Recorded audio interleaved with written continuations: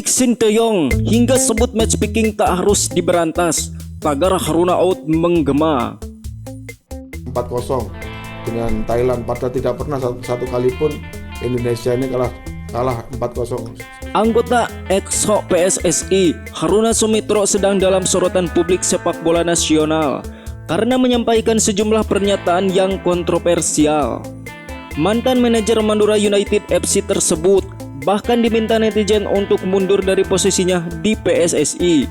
Itu tergambar dari tagar Haruna out yang menjadi trending di Twitter dari sejak Senin sore 17 Januari 2022.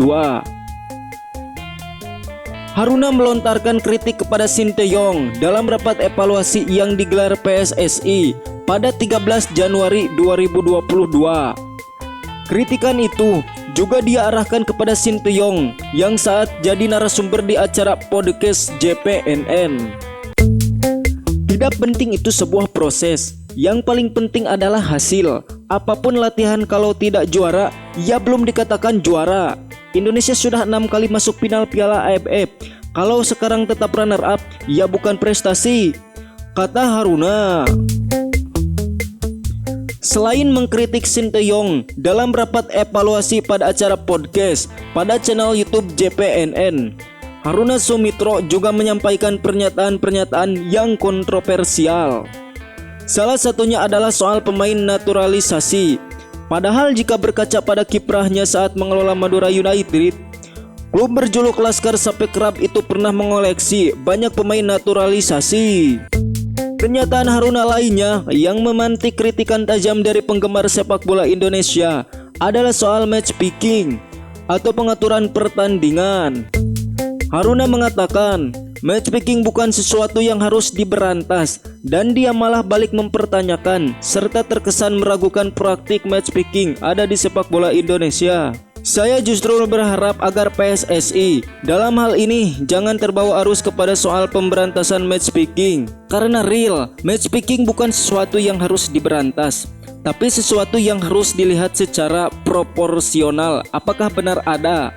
Baru kemudian kita melangkah ke cara mengatasinya, kata Haruna. Haruna sendiri sempat diduga terlibat dalam praktik haram ini ketika dia masih berada di lingkaran Persebaya, Madura United maupun saat menjadi pengurus PSSI Jawa Timur. Dugaan keterlibatan Haruna dalam praktik yang bertentangan dengan hukum adalah saat dia diduga meminta dana kepada Perseba Bangkalan jika ingin dimuluskan jadi tuan rumah 8 besar Piala Suratin 2009. Pada Liga 1 musim 2018, Haruna juga dicurigai terlibat dalam kasus dugaan pengaturan skor pertandingan antara Madura United melawan Persebaya. Pemain naturalisasi jadi korban kriminal jalanan. Begini kondisi dan kronologinya. Striker naturalisasi milik Persis Solo yang saat ini sedang dipinjamkan ke Madura United FC, Beto Gonçalves, jadi korban perampokan saat berkendara. Dijelaskan Beto, dia jadi korban aksi kejahatan jalanan saat berkendara menggunakan sepeda motor di kawasan Legian, Bali, 16 Januari 2022.